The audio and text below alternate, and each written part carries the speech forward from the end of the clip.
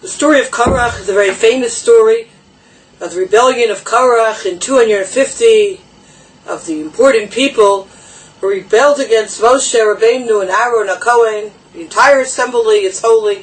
Why do you raise yourself over the assembly? And there was a showdown where the 250 people, as well as Korach, brought an incense offering, and the one whose would be accepted, theirs or Aaron, would be the winner, so to speak, the choice from above of who the Kohen would be. And as we know, fire came down and consumed all of them, and Korach's whole entourage, Datan Aviram, were swallowed up by the ground.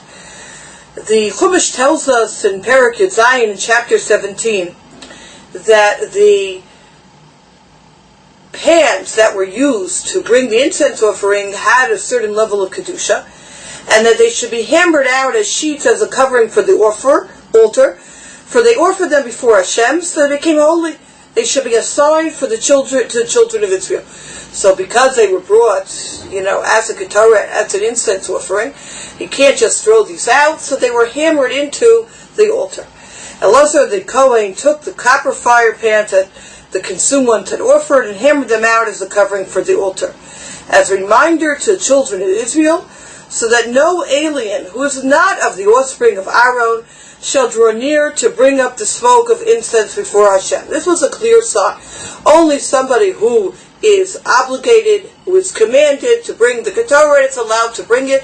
Otherwise, you're not allowed to. And this was a clear sign. It's the end of this pasuk, end of pasuk Hey, that I want to focus in on Yirtzeh Hashem today. That he not be like Korach and his assembly, as Hashem spoke about him through Moshe. The Hebrew, V'lo yiyeh keKorach v'ka'adato kasher diber Hashem b'yad Moshe. On this phrase, that he should not be like Korach, the Chayei Moshe quotes the Gemara in Sanhedrin that says, Mikan she'ein machzikim b'machloket. From here we see that we're not allowed to hold ourselves in an argument.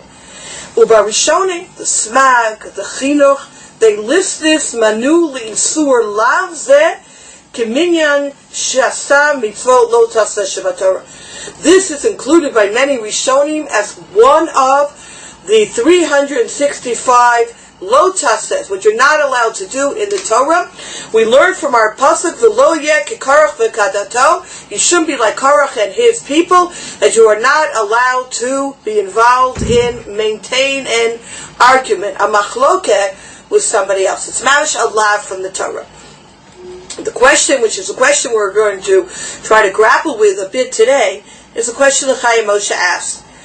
He says, "V'tzarich ladat madua lo hisira Torah lahed al isurza."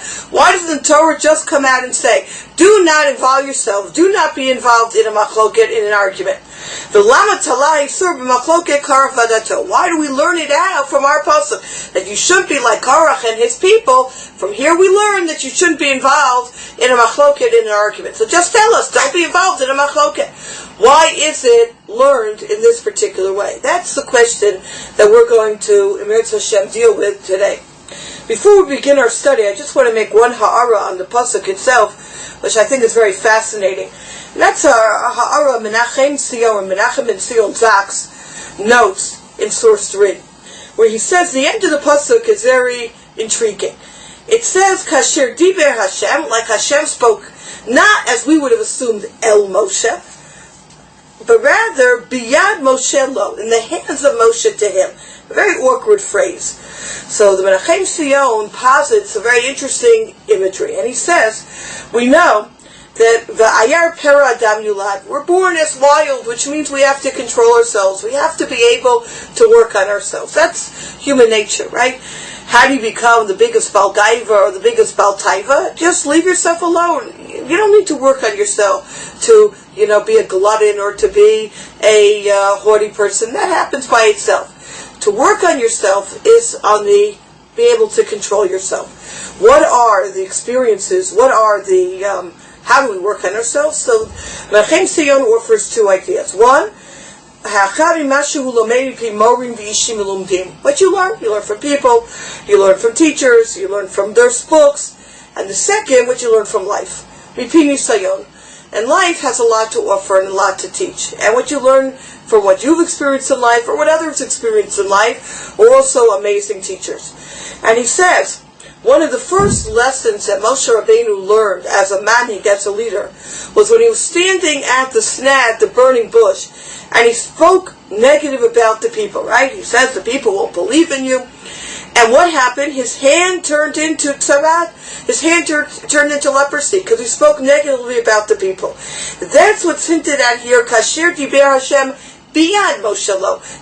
Through the hand of Moshe to him.